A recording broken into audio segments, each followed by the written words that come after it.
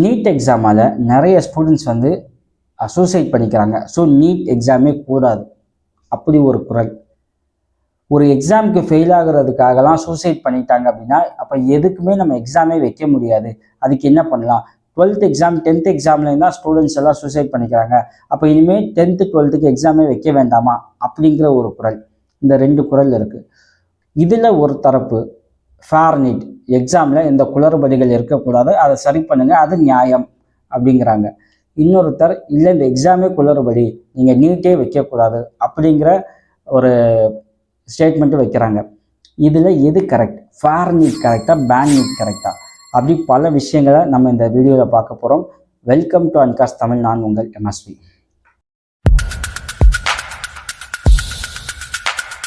இந்த NEET protest நான் ஃபீல்டில் போய் செய்தி சேகரிச்சிருக்கேன். அங்கே நிறைய பேர்கிட்ட பேசியிருக்கேன். ஒவ்வொருத்தர் ஒவ்வொரு ஸ்டேட்மெண்ட் வைக்கிறாங்க. இன்னும் சிலர் வந்து ஏன் இது என்ன பிரச்சனை, நீட் எக்ஸாமில் என்ன ப்ராப்ளம், ஒரு எக்ஸாம் வைக்கக்கூடாதா, அப்போ யார் குவாலிஃபைடான ஒரு பர்சன் நமக்கு எப்படி தெரிஞ்சுக்கிறது, அப்படி பல கேள்விகள் கேட்குறாங்க. இன்னொன்று, எல்லாரும் டாக்டர் படிக்க வந்துட்டாங்க அப்படின்னா நம்மக்கிட்ட அந்தளவுக்கு மெடிக்கல் காலேஜஸ் இருக்கா, அந்தளவுக்கு சீட் இருக்கா? ஸோ இப்போ அதுக்கு நம்ம வந்து இப்படி ஒரு ஃபில்டர் ப்ராசஸ் வச்சுக்கிறது நல்லது தானே அப்படிங்கிற ஒரு கேள்வி. இதெல்லாம் கேட்கும்போது உண்மையிலேயே நல்லா இருக்கு, ஓகேங்களா, நியாயமாக இருக்கும். நம்ம வந்து யார் கேட்டாலுமே வந்து புதுசாக கேட்குறவங்களுக்கு இந்த கேள்வியில் இருக்க அந்த நியாயமான தன்மை புரியும். ஆனால் இதுக்கு பின்னாடி இருக்க அரசியல் தெரிஞ்சவங்களால மட்டும்தான் இந்த கேள்விக்கான பதிலை தெளிவாக சொல்ல முடியும். ஸோ எல்லாருமே டாக்டர் ஆகிட்டா யார் பேஷண்ட்டாக இருக்குது? நியாயமான கேள்வி. அப்போது சிலர் டாக்டராக இருக்கணும். குவாலிஃபைடான டாக்டர் இருந்தாங்க அப்படின்னா நாமளும் நம்பி போய் அவங்கள பார்க்கலாம், ஓகேங்களா. இல்லை யார் யாரோ டாக்டர் ஆகி வந்துட்டாங்க அப்படின்னா நமக்கு ஏதாச்சும் ஒன்று பண்ணி தப்பாக மெடிசன் கொடுத்து நமக்கு ஏதாச்சும் ஒன்று ஆச்சுன்னா என்ன பண்ணுவாங்க அப்படிங்கிற ஒரு யதார்த்தமான அந்த சந்தேகமும் அந்த பயமும் தான் என்ன ஆகுது அப்படின்னா இந்த விஷயத்தில் என்ன நிலைப்பாடு எடுக்கிறதுன்னு தெரியாத தன்மைக்கு கொண்டு போகுது. இது ஒரு பக்கம் இருக்கட்டும். இப்போ பேசிக்காக வருவோம், ஃபேர் நீட்டா பேட் நீட்டா. ஒரு மனுஷனுக்கு எப்போ வந்து தகுதி அதிகமாகும் அப்படின்னா அவன் வந்து கல்வியை நோக்கி போக போக, ஓகேங்களா, கல்வியை நோக்கி போக போக அவனுக்கான குவாலிஃபிகேஷன் அதிகமாகிட்டே இருக்கும். ஆனால் படிக்கிறதுக்கே உனக்கு குவாலிஃபிகேஷன் இருக்கான்னு செக் பண்ணுவேன் அப்படின்னா அது தப்பு. What bro, it's very wrong bro. ஒரு குழந்தைய ஃபஸ்ட் ஸ்டாண்டர்ட் கொண்டு போகும்போது அங்கே ஒரு டெஸ்ட் வைப்பாங்க. அந்த டெஸ்ட்டில் பாஸ் ஆனால் அவனை ஃபஸ்ட் ஸ்டாண்டர்ட் அட்மிஷன் கொண்டு போவாங்க. இது என்ன மாதிரியான ஒரு அயோக்கியத்தனம்? அவன் படிக்கணும் அப்படின்னா நம்ம ஃபஸ்ட் ஸ்டாண்டர்ட் போய் சேர்க்குறோம். ஃபஸ்ட் ஸ்டாண்டர்ட் தெரியுது, ஓகே, ஃபஸ்ட் ஸ்டாண்டர்டில் சேர்க்கறதுக்கே உனக்கு சில விஷயங்கள் தெரியுதான்னு நான் செக் பண்ணி பார்ப்பேன் அப்படின்னா இது தப்பு இல்லை. கேட்டால் கிண்டர் கார்டனில் படிச்சிருப்பான்ல அப்படின்னு கேட்குறாங்க. ஒரு விஷயம் தெரிஞ்சுக்கோங்க, கிண்டர் கார்டன் வந்து அஃபிஷியலி எஜுகேஷன் சிஸ்டத்தில் கிடையாது.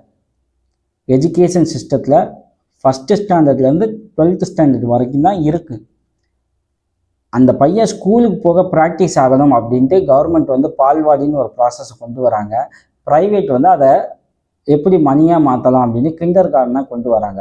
கிண்டர் கார்டன் இருந்துச்சு, அப்புறம் லோயர் கிண்டர் கார்டன் கொண்டு வரும்போது இது யூகேஜியாக மாறுச்சு, இப்போ ப்ரீகேஜி. ஸோ இந்த ப்ராசஸ்லாம் எப்படி வந்துச்சு? இதெல்லாம் சிஸ்டமே கிடையாது. அதுக்காக யாரும் வந்து குழந்தைங்களை சேர்க்கக்கூடாதுன்னு நான் சொல்ல. கிண்டர் கார்டனில் தாராளமாக சேருங்க, நிறைய சொல்லிக் கொடுங்க, தப்பு இல்லை. ஆனால் அங்கே வந்து குவாலிஃபிகேஷனை வளர்த்துக்கிட்டு டெஸ்ட்டில் பாஸ் ஆனால் தான் நான் ஃபஸ்ட் ஸ்டாண்டர்டே சேர்த்துக்குவேன் அந்த பையனை அப்படின்னு ஒரு செக் பாயிண்ட் வைக்கிறாங்க பார்த்தீங்க ப்ரைவேட் ஸ்கூல், அது தப்பு. ஸோ அப்போ அதை நோக்கி அங்கேயே நம்ம கேள்வி கேட்டுருக்கணும். கேள்வி கேட்கல. இப்போ அது எங்கே வந்து நிற்கிது அப்படின்னா நீட் எக்ஸாம் அந்த மாதிரியான என்ட்ரன்ஸ் எக்ஸாமில் வந்து நிற்கிது. National entrance eligibility test. Eligibility எதுக்கு? படிக்க. இப்போ எலிஜிபிள் ஆகணும் தான் நாங்கள் படிக்கவே வரோம். எங்களுக்கு எலிஜிபிள் இல்லையா இருக்கா அப்படின்னு நீங்கள் தெரிஞ்சுக்க ஃபஸ்ட் ஸ்டாண்டர்ட்லேருந்து எக்ஸாம் வைக்கிறீங்க. இதையும் வந்து இந்த mid term test, half yearly test, quarterly test அதோட மிக்ஸ் பண்ணாதீங்க. அந்த மாதிரி டெஸ்ட்டெல்லாம் டெஃபினட்டாக இருக்கணும். ஏன் அப்படின்னா ஒரு ஸ்டூடெண்ட் எங்கே வந்து லேகாக இருக்கான், எங்கே வந்து அவனுக்கு அண்டர்ஸ்டாண்ட் பண்ணியிருக்கான் அப்படிங்கிற ஒரு விஷயத்த அந்த ஸ்டூடெண்ட்டும் அந்த டீச்சரும் பேரண்ட்டும் தெரிஞ்சுக்க அந்த டெஸ்ட்டு பயன்படுது. ஏன்னா அதனால் அவன் குவாலிஃபிகேஷன் யாரும் ஜட்ஜ் பண்ணல, அவன் எங்கே லேகாக இருக்கானோ அங்கே இம்ப்ரவைசேஷன் கொடுப்பாங்க, அது கரெக்ட். ஆனால் உனக்கு எலிஜிபிலிட்டி இருக்கா அப்படின்னு நான் ஃபஸ்ட் ஸ்டாண்டர்டில் செக் பண்ணிவிட்டு அவனுக்கு அட்மிஷன் போடுறாங்க பார்த்தீங்களா, அதுக்கும் இந்த நீட் எக்ஸாமுக்கும் வித்தியாசமே இல்லை. சரி, டாக்டர் படிக்கணும்னு தான் அவன் ஆசை, அதுக்காக தான் 12th படிக்கிறான், நல்ல மார்க் வாங்குறான். 12th படித்த எல்லாருமே டாக்டர் ஆகிட்டாங்களா? கிடையாது. அங்கே நீங்கள் கட் ஆஃப் வைங்க, கவுன்சிலிங் வைங்க, ஹையஸ்ட் மார்க் யார் இருக்கோ அங்கே நீங்கள் கொடுங்க. எதுக்கு இங்கே ஸ்பெஷலாக ஒரு எக்ஸாம், நீட் எக்ஸாமுங்க? நான் நீட்டுக்கு மட்டும் பேசலை, படிக்கிறதுக்காக என்ட்ரன்ஸ் எக்ஸாம் எங்கெங்கெல்லாம் இருக்கோ அது எல்லாமே தப்பு. இது என்னோட அலைபாடு. இதை கொண்டு போய் டிஎன்பிஎஸ்சி எக்ஸாமோட கம்பேர் பண்ணுவாங்க.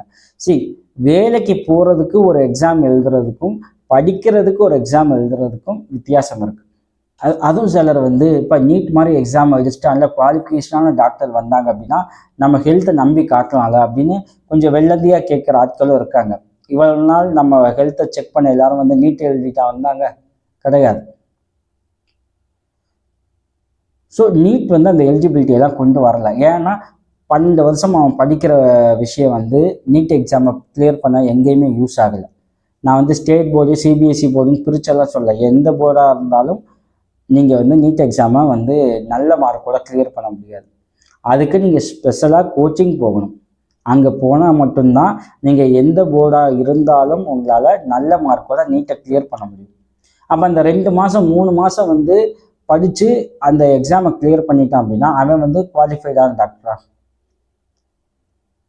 ஸோ ஒரு எக்ஸாம், ஒரு படிக்கிறதுக்கு ஒரு படிப்பை படிக்கவே அவனுக்கு குவாலிஃபிகேஷன் இருக்கான்னு செக் பண்ணுற ப்ராசஸ் இருக்கு பார்த்தீங்களா, அது மிகப்பெரிய அயோக்கியத்தனம். அவனை டாக்டர் படிக்க விடுங்க, டாக்டர் படிக்கட்டும், ஃபைனலாக அப்போ ஒரு எக்ஸாம் வைங்க, அந்த எக்ஸாம் அவன் கிளியர் பண்ணால் அப்போ நீங்கள் சர்வீஸ்க்கு அனுப்புங்க, அதர்வைஸ் அனுப்பாதீங்க. அது கூட ஓகே, லாஜிக். நீ படிக்கவே உனக்கு குவாலிஃபிகேஷன் இருக்கான்னு செக் பண்ணுவேன் அப்படிங்கிறது தப்பான விஷயம். எல்லாரும் டாக்டர் படிச்சுட்டா எப்படி? அதுக்கு தகுந்த காலேஜஸ் இருக்கா? நம்மக்கிட்ட ஃபெசிலிட்டி இருக்கா? சரி, ஒரு பையன் ஒரு சிட்டிசன் டாக்டர் படிக்க விரும்புகிறான், அவனுக்கு மார்க் இருக்குது அப்படின்னா அவனுக்கான தேவைகளை பூர்த்தி செய்ய வேண்டிய பொறுப்பு அரசுக்கும் சமூகத்துக்கும் இருக்குது. தேவையானா நீங்கள் மெடிக்கல் காலேஜஸ் இன்க்ரீஸ் பண்ணுங்கள். 1000 பீப்புளுக்கு ஒரு டாக்டர் அப்படிங்கிற ஒரு நாம்ஸ். இங்கே அப்படி இல்லை, கிடையாது. எம்பிபிஎஸ், நான் சொல்கிறது எம்பிபிஎஸ், அது கிடையாது, இன்னும் ஷார்ட்டேஜ் இருக்குது. அப்போ அப்படி என்ன பண்ணணும் அப்படின்னா நம்பர்ஸை இன்க்ரீஸ் ஆகணும், டாக்டர்ஸோட நம்பர்ஸை இன்க்ரீஸ் ஆகணும். அதுக்கு தேவையான நீங்கள் மெடிக்கல் காலேஜஸ் கட்டுங்க. நீங்கள் கூகுள் பண்ணி பாருங்கள், தமிழ்நாடு சவுத் இந்தியாவில் மெடிக்கல் காலேஜஸோட நம்பர்ஸ் அதிகமாக இருக்குது, நார்த் இந்தியாவில் கம்மி. இப்போ நம்ம பசங்க படிக்கணும் அப்படின்னு சொல்லி நீங்கள் கட்டி வச்சுருக்கோம். இங்கே வெளியிலேருந்து எல்லாரும் இங்கே படிப்பாங்க அப்படின்னா நம்ம பசங்களுக்கான ஸ்கோப் என்ன இருக்குது? சரி, வெளியிலேருந்து வராங்களா, நம்ம அதை ஸ்டாப் பண்ணல, தாராளமாக வரட்டும், அவங்களுக்கு சேர்த்து நீங்கள் காலேஜஸை கட்டிக்க. இப்போ எல்லாரும் படிச்சுட்டா அப்போ யார் பேஷண்ட்டாக இருக்குது? இந்த கேள்வி எங்கே தருமா இருக்கும்? எல்லாரும் ஸ்கூலுக்கு படிச்சிட்டிங்க அப்படின்னா யார் கூலி வேலை பார்ப்பா? ஓகே, எல்லாரும் படிச்சுட்டு சிவில் இன்ஜினியர் ஆகிட்டீங்க அப்படின்னா யார் சித்தால் வேலை பார்ப்பா? எல்லாரும் படிச்சுட்டு கலெக்டர் ஆகிட்டிங்கன்னா யார் தவாலியாக இருப்பா? அப்படிங்கிற கேள்வி இருக்குல்ல. இப்போ நம்ம முடிவு பண்ணணும், நம்ம பையன் சிவில் இன்ஜினியராக இருக்கணுமா, சித்தாலாக இருக்கணுமா? நம்ம பையன் கலெக்டராக இருக்கணுமா, தவாலியாக இருக்கணுமா? நம்ம பையன் ஒரு கம்பெனியில் எம்டியாக இருக்கணுமா, அந்த கம்பெனிக்கு வாட்ச்மேனாக இருக்கணுமா?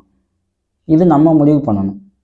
எல்லாரும் கலெக்டருக்கே படிங்க, எல்லாரும் கலெக்டர் படிப்போம், எல்லாரும் பாஸ் ஆகும், அப்போது யார் தவாலியாக இருக்குதுன்னு அப்போ முடிவு பண்ணிக்கலாம்.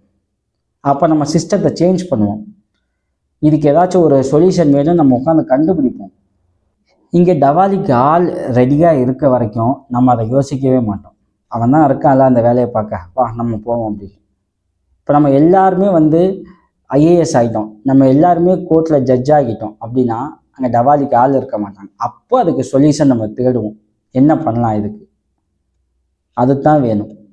நம்ம எல்லாருமே இன்ஜினியர் ஆகணும், நம்ம எல்லாருமே டாக்டர் ஆகணும், நம்ம எல்லாருமே ஐஏஎஸ் ஆகணும், நம்ம எல்லாருமே ஜட்ஜ் ஆகணும், நம்ம எல்லாருமே லாயர் ஆகணும். இதை நோக்கி நம்ம போகணும்.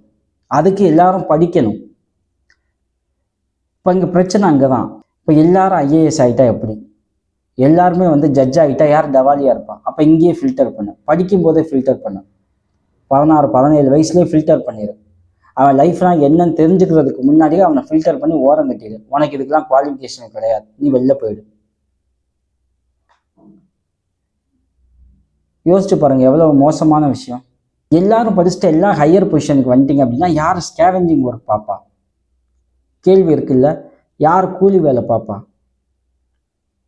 சரி, அதுக்கு சொல்யூஷன் நீங்கள் பொறுமையாக கண்டுபிடிங்க. இந்த சொசைட்டியும் கவர்மெண்ட்டும் பொறுமையாக கண்டுபிடிக்கிட்டான். அது வரைக்கும் ஏன் பையன் ஏன் குடும்பம் எதுக்கு ஸ்கேவெஞ்சிங் ஒர்க் பார்க்கணும்?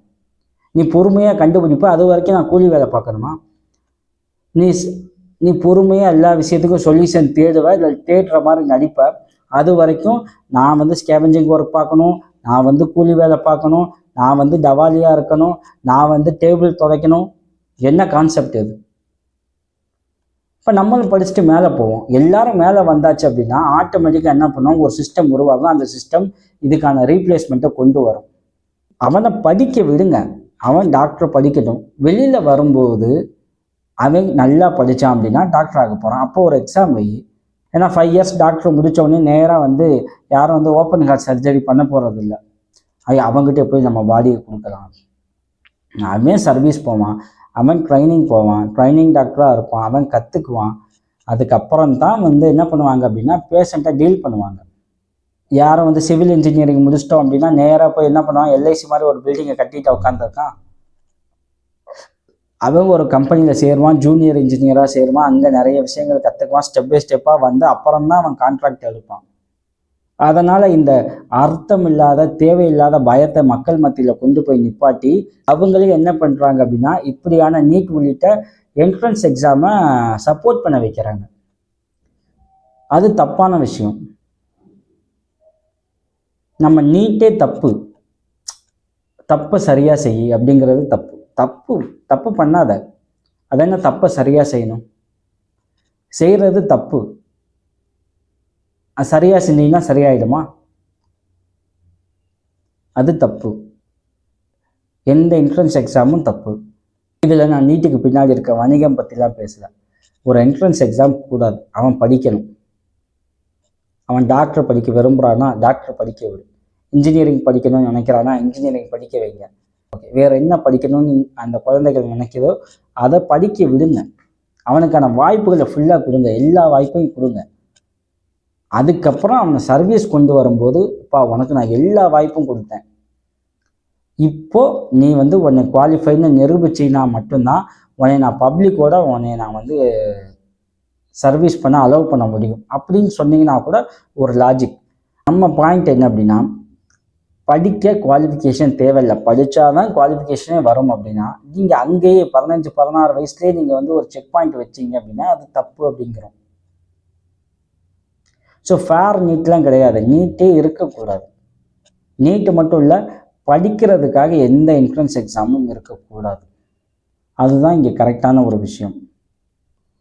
மீண்டும் வேறொரு டாபிக் குறித்து பேசுவோம். தேங்க்யூ.